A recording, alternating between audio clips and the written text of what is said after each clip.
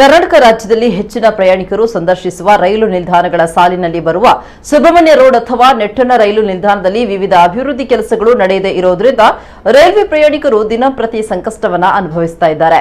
ದೇಶದ ಹಾಗೂ ರಾಜ್ಯದ ಪ್ರಸಿದ್ಧ ಯಾತ್ರಾ ಕ್ಷೇತ್ರಗಳಾದ ಧರ್ಮಸ್ಥಳ ಹಾಗೂ ಕುಕ್ಕೆ ಸುಬ್ರಹ್ಮಣ್ಯವನ್ನ ಸಂದರ್ಶಿಸಲು ರೈಲು ಮಾರ್ಗದ ಮುಖಾಂತರ ಆಗಮಿಸುವ ಪ್ರವಾಸಿಗರು ಸುಬ್ರಹ್ಮಣ್ಯ ರೋಡ್ ರೈಲ್ವೆ ನಿಲ್ದಾಣದಲ್ಲಿ ಇಳಿಯಬೇಕಾಗುತ್ತೆ. ಆದರೆ ಕಡಬ ತಾಲೂಕಿನ ನೆಟ್ಟಣದ ಸುಬ್ರಹ್ಮಣ್ಯ ರೋಡ್ ರೈಲ್ವೆ ನಿಲ್ದಾಣದಲ್ಲಿ ಹಲವಾರು ಬೇಡಿಕೆಗಳನ್ನು ಈಡೇರಿಸುವಂತೆ ಸಾರ್ವಜನಿಕರು ಆಗ್ರಹ ವ್ಯಕ್ತವಾಗಿದೆ.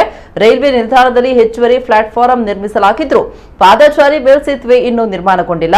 2 ವರ್ಷಗಳ ಹಿಂದೆ ಈ ಬಗ್ಗೆ ಟೆಂಡರ್ ನಡೆದ್ರೂ ಕಾಮಗಾರಿ ನಡೆಸದೇ ಇರುವ ಬಗ್ಗೆ ಆಕ್ರೋಶ ವ್ಯಕ್ತವಾಗಿದೆ.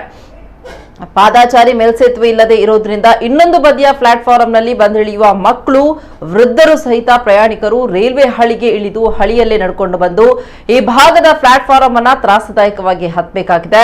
ಕಡಬ ಸುಳ್ಯ ತಾಲೂಕಿನಿಂದ ಆಗಮಿಸುವ ಸ್ಥಳೀಯ ಪ್ರಯಾಣಿಕರಿಗೆ ಕಡಬ ತಾಲೂಕಿನ 3 ಕಿಲೋಮೀಟರ್ ದೂರದಲ್ಲಿರುವ ಕೋಡಿಂಬಾಳ ರೈಲ್ವೆ ನಿಲ್ದಾಣದಲ್ಲಿ ರೈಲು ನಿಲುಗಡೆ ವ್ಯವಸ್ಥೆ ಆದಲ್ಲಿ ಸುಬ್ರಹ್ಮಣ್ಯ ರೋಡ್ ನಿಲ್ದಾಣದಲ್ಲಿ ಜನಸಂದಣಿ ಕಡಿಮೆಯಾಗುತ್ತೆ. ಕೋಡಿಂಬಾಳದಲ್ಲಿ ಕನಿಷ್ಠ ಪಕ್ಷ ರೈಲು ನಿಲುಗಡೆಯಾದ್ರೂ ಮಾಡಬೇಕೆಂಬ ಕೂಗು ಹೆಚ್ಚಾಗಿದೆ. ಈ ತರಹ ಆದಲ್ಲಿ ಇಲ್ಲಿನ ಬೇಡಿಕೆಗಳು ವ್ಯವಸ್ಥಿತವಾಗಿ ಈಡೇರಬಹುದು. ಪ್ರಸ್ತುತ ನೆಟ್ಟಣದ ರೈಲ್ವೆ ನಿಲ್ದಾಣಕ್ಕೆ ಸುಬ್ರಹ್ಮಣ್ಯ ರೋಡ್ ನಿಲ್ದಾಣವೆಂಬ ಹೆಸರಿದ್ದು ಇದು ಕುಕ್ಕೆ ಸುಬ್ರಹ್ಮಣ್ಯ ಕ್ಷೇತ್ರ ಸಮೀಪದಲ್ಲಿ ಇರೋದ್ರಿಂದ ಅದೇ ಹೆಸರು ಎಲ್ಲೆಡೆ ಜನಜನಿತವಾಗಿರೋದ್ರಿಂದ ಇಲ್ಲಿನ ರೈಲ್ವೆ ನಿಲ್ದಾಣಕ್ಕೂ ಕುಕ್ಕೆ ಸುಬ್ರಹ್ಮಣ್ಯ ರೋಡ್ ರೈಲ್ವೆ ನಿಲ್ದಾಣ ಎಂಬ ಹೆಸರನ್ನ ಮರುನಾಮಕರಣ ಮಾಡುವಂತೆಯೂ ಪ್ರಸ್ತಾವನೆಯನ್ನ ಸಲಹಾ ಸಮಿತಿಯರು ಸಲ್ಲಿಸಿದ್ದಾರೆ.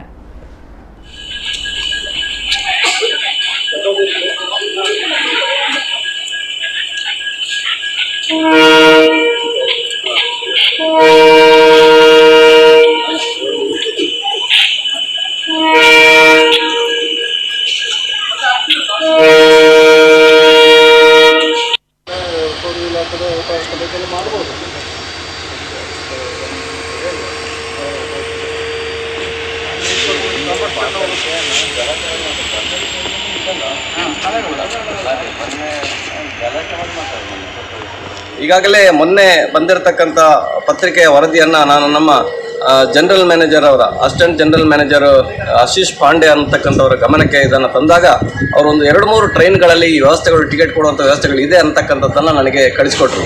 ಬಹುಶಃ ಅದು ಸರಿ ಸಾಕಾಗ್ತದೆ ಅನ್ನುವಂಥದ್ದನ್ನು ಇವತ್ತು ಬಂದು ಇಲ್ಲಿ ವಿಚಾರಿಸಿದಾಗ ಅದು ಆದೇಶಗಳೇ ಬೇರೆ, ಬಹುಶಃ ಇವತ್ತು ಆಗಬೇಕಾಗಿರ್ತಕ್ಕಂಥ ಕೆಲಸಗಳೇ ಬೇರೆ ಅಂತಕ್ಕಂಥದ್ದನ್ನು ಇಲ್ಲಿ ಮಾಹಿತಿ ಕೊಟ್ಟಿರ್ತಾರೆ. ಬಹುಶಃ ಸುಮಾರು 4 ಟ್ರೈನ್ಗಳು ಇಲ್ಲಿ ರಾತ್ರಿ ಹೊತ್ತಿನಲ್ಲಿ ನಿಲ್ಲಬೇಕಾದಂಥ ಅವಶ್ಯಕತೆ ಇದೆ. ಬಹುಶಃ ಈ ಸಮಸ್ಯೆಯನ್ನು ತಕ್ಷಣ ನಾನು ಇವತ್ತು ಈಗಾಗಲೇ ಜನರಲ್ ಮ್ಯಾನೇಜರ್ ಅವರ ಗಮನಕ್ಕೆ ತಂದಿದ್ದೇನೆ. ಆಶೀಶ್ ಪಾಂಡೆ ಅವರು ಇದನ್ನು ಸೂಕ್ತವಾಗಿ ತಕ್ಷಣದಿಂದ ಪರಿಹಾರ ಮಾಡ್ತೇನೆ ಅಂತಕ್ಕಂಥ ಭರವಸೆಯನ್ನು ಈಗಾಗಲೇ ಕೊಟ್ಟಿದ್ದಾರೆ. ಬಹುಶಃ ಅದು ತಕ್ಷಣಕ್ಕೆ ಪರಿಹಾರ ಆಗಬೇಕು. ಅದರ ಜೊತೆಗೆ ಇಲ್ಲಿ 2 ಪ್ಲಾಟ್ಫಾರ್ಮ್ಗಳಿದ್ದಾಗ ಪ್ಲಾಟ್ಫಾರ್ಮ್ 2ನಲ್ಲಿ ಯಾವುದೇ ಶೆಲ್ಟರ್ಗಳು ಇಲ್ಲದೇ ಇರುವಂಥದ್ದು, ಇಲ್ಲಿ ಪ್ರಯಾಣಿಕರಿಗೆ ನಿಲ್ಲಕ್ಕೆ ಕೂಡ ಅದರ ವ್ಯವಸ್ಥೆ ಇಲ್ಲದೇ ಇರುವಾಗ ಬಹಳಷ್ಟು ಬಿಸಿಲು ಮತ್ತು ಮಳೆಯಿಂದ ರಕ್ಷಣೆ ಪಡೆಯುವುದು ಬಹಳ ಕಷ್ಟ ಆಗಿದೆ. ಆನಂತರ ಫುಟ್ ಬ್ರಿಡ್ಜ್ ಅಲ್ಲದೆ ಆ ಕಡೆಯಿಂದ ಈ ಕಡೆ ಪಾಸ್ ಆಗಲಿಕ್ಕೆ ಕೂಡ ಇವತ್ತು ಅನೇಕ ಪ್ಯಾಸೆಂಜರ್ಗಳನ್ನು ಇವತ್ತು ನಾನು ನೋಡಿದ್ದೇನೆ. ಆ ಬದಿಯಿಂದ ರೈಲು ನಿಲ್ಲುವಾಗ ಅದರಲ್ಲಿ ಇಳಿದು ಈ ಕಡೆ ಎದುರುಗಡೆಯಿಂದ ರೈಲು ಬಂದಾಗ ಏನೋ ಅವಘಡ ಆಗುವಂಥದ್ದು ಮತ್ತು ಇಲ್ಲಿ ಹತ್ತಲಿಕ್ಕೆ ವ್ಯವಸ್ಥೆಗಳಿಲ್ಲದೆ ಇರುವಂಥದ್ದು, ಇದು ಬಹಳ ಫುಟ್ ಬ್ರಿಡ್ಜ್ ಇಲ್ಲದೆ ಆಗಿರತಕ್ಕಂಥ ತೊಂದರೆ. ಬಹುಶಃ 2 ವರ್ಷಗಳು ಕೂಡ ಟೆಂಡರ್ ಆಗಿ ಇದನ್ನು ಕೆಲಸ ಪ್ರಾರಂಭ ಆಗಲಿಲ್ಲ ಅಂತ ಹೇಳಿದರೆ ಬಹುಶಃ ಇದು ರೈಲ್ವೆ ಇಲಾಖೆಯ ಗಮನವನ್ನು ಇಲ್ಲಿ ಸೆಳೆಯಲಿಕ್ಕೆ ಇಷ್ಟಪಡ್ತಾ ಇದ್ದೇನೆ. ರೈಲ್ವೆ ಇಲಾಖೆಯ ಅಧಿಕಾರಿಗಳು ಇದನ್ನು ತಕ್ಷಣ ಗಮನಿಸಬೇಕು. ಇಮಿಡಿಯೇಟ್ ಆಗಿ ಕೆಲಸವನ್ನು ಪ್ರಾರಂಭ ಮಾಡಿ ಈ ಫುಟ್ ಬ್ರಿಡ್ಜ್ ಅನ್ನ ಕಾಮಗಾರಿಯನ್ನು ಮುಗಿಸುವಂತ ಕೆಲಸ. ಸುಬ್ರಹ್ಮಣ್ಯಕ್ಕೆ ಬಂದಿರೋದು ಇಲ್ಲಿ ಮೆಡಿಕಲ್ ಶಾಪ್ ಇದೆ. ಏನಾದರೂ ಎಮರ್ಜೆನ್ಸಿಗೆ ಏನಾದರೂ ಟ್ಯಾಬ್ಲೆಟ್ ಏನಾದರೂ ಬೇಕು ಅಂದರೆ ನಮ್ಗೆ ಇಲ್ಲಿ ಏನಿದ್ರೆ ಸಿಟಿಗೆ ಹೋಗಬೇಕಾಗತ್ತೆ ನಾವು ತಗೊಳ್ಳೋದಕ್ಕೆ. ಸೊ ಇಲ್ಲಿ ಸ್ಟೇಷನಲ್ಲಿ ಒಂದು ಮೆಡಿಕಲ್ ಶಾಪ್ ಬೇಕೇ ಬೇಕು. ಆಮೇಲೆ ಡಾಕ್ಟರ್ ಯಾರಾದರೂ ಇದ್ದರೆ ಎಮರ್ಜೆನ್ಸಿಗೆ ಯಾರಾದರೂ ಟ್ರೈನಲ್ಲಿ ಬರೋವ್ರಿಗೆ ಏನಾದರೂ ಅನಾರೋಗ್ಯವಾಗಿ ಕೆಳಗಿಳಿತಾ ಇರುವಾಗ ಏನಾದರೂ ಆಯಿತು ಅಂದರೆ ಇಲ್ಲಿ ಡಾಕ್ಟರ್ ಫೆಸಿಲಿಟಿನೂ ಇಲ್ಲ.